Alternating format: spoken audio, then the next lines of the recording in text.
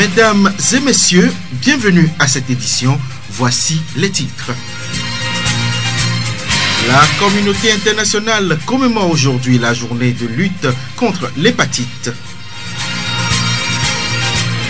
Les acteurs des communes de Sokodé, Palimé et Tchévié se préparent pour l'élaboration de leur plan de trésorerie.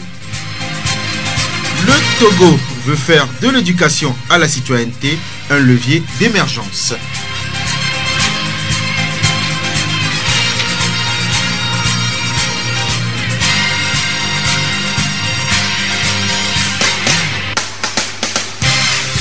Radio Horizon à Tchévié sur 101.1.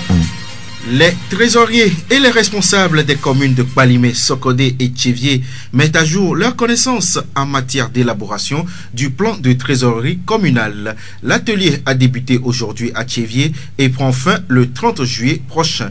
Il va permettre de trouver des solutions aux mésententes entre les présidents de délégations spéciales et leurs trésoriers. Le cadre juridique, l'orientation d'un budget local réaliste et les recettes fiscales locales sont les modules qui ont meublé cette première journée. El Hadj Alassane Tchagbedéou, président de la délégation spéciale de la commune de Sokodé. Les modules que nous allons suivre vont amener chacun à comprendre l'autre. C'est la compréhension mutuelle qui a l'air d'être un peu saquée. Dès que nous aurons écouté les présentations à travers les modules, chacun saura à quoi s'en tenir et nous insisterons, on va prendre la résolution de nous comprendre. Le trésorier, c'est le conseiller financier et le maire, c'est l'ordonnateur. La pression, c'est les salaires par exemple. Et moi, je fais mon devoir en tant qu'ordonnateur de signer les mandats. Les mandats tombent sur la table du trésorier, dont la caisse est vide. Donc il est obligé d'attendre. Et les agents aussi qui croient que le président ne veut pas qu'on paye, savent que moi j'ai signé les mandats, mais c'est qu'il n'y a pas encore les fonds. C'est cela que nous allons prendre comme résolution. Ceux qui pressent n'ont qu'à être moins énergiques. Moi qui signe le mandat, je leur dirai que j'ai signé et qu'ils comprennent que celui qui paye dit qu'il n'y a pas encore quelque chose. Et si les trois entités nous nous entendons, on ne parlera plus de mésentente. El Hadj Alassane Tchagbedéou, président de la délégation spéciale de la commune de Tchévié. Rappelons que cette séance connaît l'appui technique du programme de décentralisation et bonne gouvernance PRODEG de la GIZ. La voix du Ziop. La politique nationale de formation civique et d'éducation à la citoyenneté a été vulgarisée hier à Tchévié par les acteurs de développement de la région maritime. L'objectif visé est de faire de la formation civique et de l'éducation à la citoyenneté un levier d'émergence. Djato Konda, directeur de la formation civique. Cette politique, elle a été adoptée en Conseil des ministres le 12 juin 2014. Et depuis, les acteurs du civisme et de la citoyenneté n'ont pas son contenu. Les populations ne se sont pas appropriées le contenu de cette politique. Il fallait venir vers les populations, les informer de ce qui est, et en second maintenant, nous entrerons dans la phase opérationnelle. À cette phase opérationnelle, nous passerons par des campagnes de sensibilisation de masse, comme des acteurs de la citoyenneté. Nous allons former des formateurs en matière de formation civique. Nous allons organiser ce que nous appelons le théâtre itinérant. Nous allons sillonner les villes et hameaux, les chefs-lieux de préfecture. Nous allons, à travers des sketchs, démontrer l'incivisme qui nous frappe et les solutions idoines à y remédier. Monsieur Djato Kanda, directeur de la formation civique. De nos jours, l'artisanat est reconnu comme un noble métier qui peut nourrir son homme et par conséquent réduire le chômage.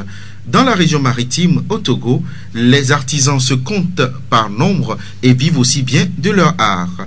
Dans ce métier, l'artiste est aussi exposé à des risques qui représentent de graves dangers pour sa santé. Monsieur Sogbo Kofi Jacques, sculpteur à Afagnan dans le Bamouno. Si vous travaillez maintenant avec le bois, surtout bois de benne, après avoir travaillé, ça salit aussi nos habits. Comme il est noir, donc ça salit trop nos habits. Et puis, en les sculptant, donc il faut faire attention. Si un brindille vous pique, c'est très grave. Vous pouvez aller à l'hôpital. Des fois aussi, si vous cherchez les bois, en trouvant comme ça, vous êtes pressé pour les soulever, c'est très difficile aussi. Si vous ne faites pas attention, vous pouvez avoir des hernies. C'est que c'est très lourd. Et puis, si ça tombe maintenant sur ton pied, puis c'est fini, ça va casser avec des odeurs. Bon, il faut prendre aussi des couvre-nez pour travailler. Et pour cirer aussi, c'est toujours couvre-nez. Nous disons que il faut faire de papier. Si vous faites des papiers, vous verrez, c'est là où les poussières sortent même. Donc, c'est très sûr de porter couvre-nez. Si vous avez beaucoup travaillé dans la nuit ou bien dans la journée et que vous savez qu'il y a trop de fatigue, trop de poussière, vous pouvez prendre aussi les pics pour que ça dégage un peu les poussières ou bien ça diminue un peu la fatigue. Nous remercions M. Sobo Kofi Jacques, sculpteur à Enfagnan dans le Bamounou. Parlons toujours de l'entrepreneuriat. Les femmes s'enregistrent aussi bien dans ce domaine et dépassent les hommes en nombre. Certaines s'adonnent à des activités saisonnières. D'autres font un investissement important, durable et malgré les risques, économisent.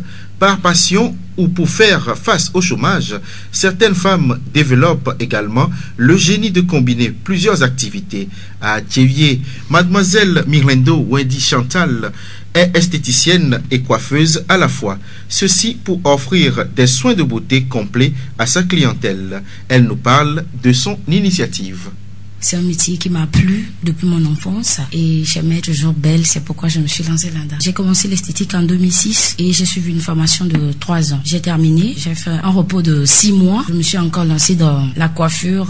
C'est un peu difficile parce que tout d'abord, il faudrait expliquer à la personne ce qui signifie même l'esthétique. Se rendre belle et se mettre toujours au propre pour toute personne. Je n'ai pas regretté. Je travaille, je bosse, c'est bien. J'ai toujours du travail et puis je mange à la sueur de mon frère. Il faudrait tout le temps se donner à son travail et après le travail, on peut toutefois faire d'autres choses. Je me donne plus à mon travail que d'autres occupations. J'ai un objectif. Dès que j'ai commencé le métier, je me suis dit, il faudrait finir quelque chose avant d'entamer autre chose. J'ai fini ma formation. Je viens à peine d'ouvrir mon salon. Il faudrait que je travaille pour économiser plus avant de me marier. S'il arrivait que mon mari n'a rien, je pourrais l'aider en retour. Notre métier, il faudrait faire beaucoup attention parce que il y a des objets qui pourront t'induire à des maladies si tu ne fais pas attention. Il faudrait toujours prendre soin de toi-même et des outils pour que tu ne puisses pas avoir une maladie et contaminer d'autres personnes. Dans son atelier, Chantal met un accent particulier sur l'hygiène pour garantir la sécurité de sa clientèle. Pour elle, la femme togolaise est une battante et elle a de l'avenir. Il faudrait que chacun ait ses matériels pour venir se coiffer. Au cas où vous venez, vous n'avez pas les moyens pour payer tous ces produits-là. Qu'est-ce que moi je fais? Je désinfecte toujours mes matériels avant de commencer mon travail. Il faut aimer quelque chose avant de le faire. Si tu ne l'aimes pas, tu ne pourras pas le faire. On ne force jamais quelqu'un de se lancer dans quelque chose qu'il ne pourra pas faire pour évoluer là-dedans. Ce que je pourrais conseiller à toute personne, c'est de croire en lui-même et de croire à ce qu'il va faire dans l'avenir. Le temps passe pour les êtres humains, mais pas pour Dieu, parce que le bon moment va arriver. C'est bien vrai. À un âge donné, il faudrait s'engager pour faire face à la vie avec votre conjoint. Mais si vous ne l'avez pas encore trouvé, cela ne vous permet pas de vous jeter partout où vous trouvez. Il faudrait patienter, demander à Dieu de vous accorder le bon moment et de vous donner votre conjoint. La femme togolaise, c'est une femme battante. C'est une femme qui se donne à beaucoup de choses pour arriver. Elle se donne à fond et elle se bat. C'est ça. Nous venons d'écouter mademoiselle Mirlendo Wendy Chantal, esthéticienne et coiffeuse à Thiévier. La voix du Zion. Plusieurs cultures restent méconnues du grand public, mais elles représentent de véritables mines d'or. De nos jours, la culture du champignon est un secteur qui a plusieurs avantages. Même si la culture est facile, elle nécessite cependant une formation par un spécialiste du domaine. Qui peut pratiquer la culture des champignons et quel est l'avantage pour les producteurs et les consommateurs? Monsieur Madjana Kokou, mycologue à Thiévier.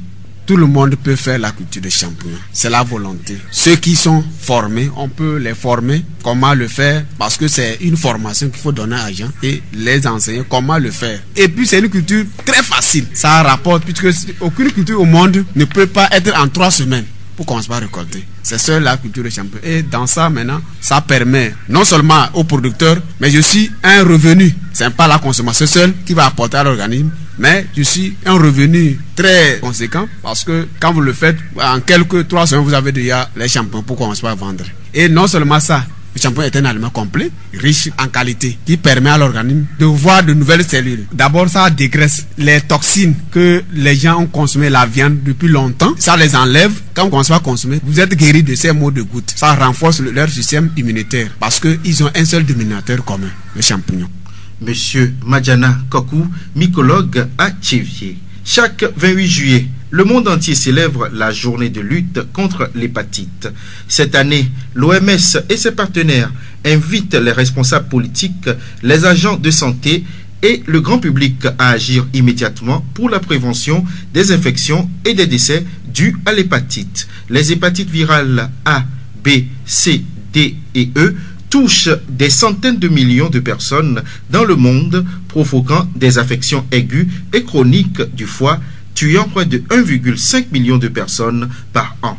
Les précisions avec Dr Vincent Thibault du laboratoire de virologie Cervi, la Pitié-Salpêtre, Charles Foix à Paris. L'hépatite B et l'hépatite C sont 2 maladies qu'il ne faut absolument pas mélanger. Je pense qu'il faut bien différencier. Alors l'hépatite B, vous savez qu'il existe un vaccin déjà, donc ça permet de se protéger.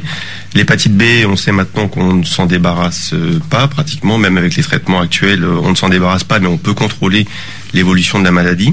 Par contre, l'hépatite C, il n'existe pas de vaccin, mais on la soigne beaucoup mieux, puisque aujourd'hui, avec les nouvelles thérapeutiques qui arrivent, on devrait s'en débarrasser très facilement, j'allais dire.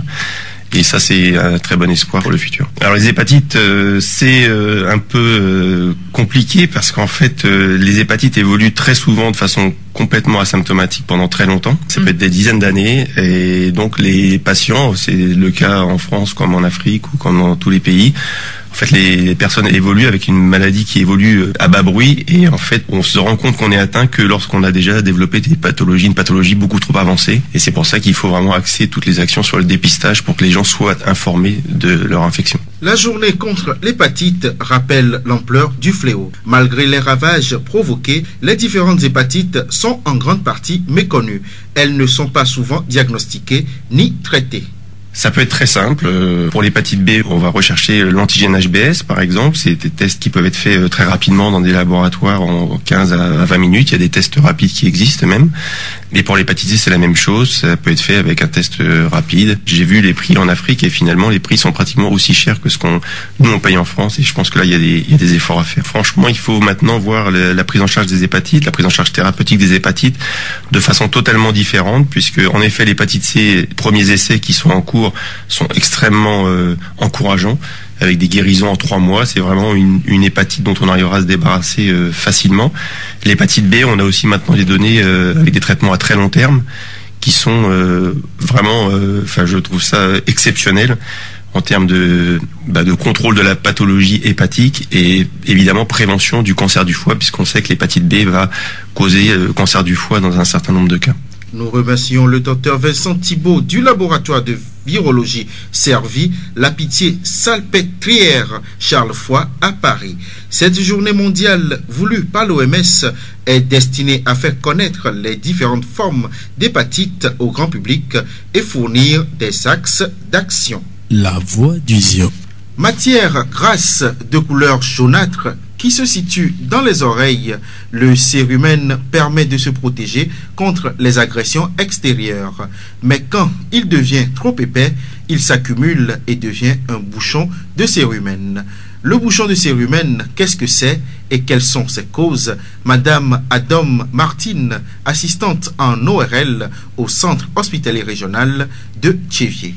Le bouchon de cérumen est constitué de cellules de la peau, du conduit auditif externe, des squamées, de la poussière, des poils et puis le cérumen. Le bouchon de cérumen se forme à partir du refoulement du cérumen par coton-tige et puis par entassement au cours du nettoyage de l'oreille et puis la surproduction de cérumen. Quand il y a surproduction, c'est nuisible pour l'homme. L'homme va sentir la douleur et il va se présenter à l'hôpital qui sent mal à l'oreille. C'est une bonne chose, ça protège l'oreille contre les les agressions extérieures du conduit auditif externe. Mais quand c'est trop formé, c'est nuisible. C'est ça qui forme le bouchon. Le bouchon peut entraîner l'hypoacousie, la douleur. Quand quelqu'un sent les bouchons de cérumen, on ne sent pas, mais il sent la douleur. Quand il sent la douleur, il n'a qu'à venir à l'hôpital. Quand on va faire l'examen de l'oreille, on saura que c'est le bouchon de cérumen. Et on peut laver l'oreille. Ça ne fait pas mal. Seulement, après le lavage, il sent des vertiges. Et c'est aléatoire. Ça passe rapidement. Ils peuvent aller partout. On peut les prescrire les produits plus de 10 000, 20 000. Ça ne va rien donner. Donc, c'est le lavage qui peut corriger le mal. Chez d'autres, c'est dur. Là, on peut mettre un produit comme Cérulis à cérumen pour ramollir le bouchon. Et puis, le troisième jour, il vient, on le lave son oreille. Sinon, ça ne dure pas. À peine 10 minutes à 15 minutes. Normalement, l'homme doit venir à l'hôpital pour se faire consulter tous les 6 mois. Et que si quelqu'un sent la douleur au niveau de son oreille, il n'a qu'à venir à l'hôpital. On va l'examiner pour voir si c'est bouchon pour le laver directement.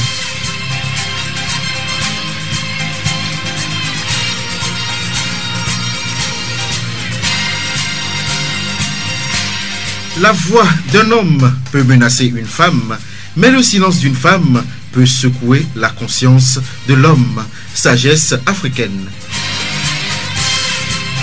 Ainsi se referme cette édition. Merci de l'avoir suivi. Présentation Edem Akbetosu. Réalisation Gaëtan Amouzou. Bonne suite de nos programmes.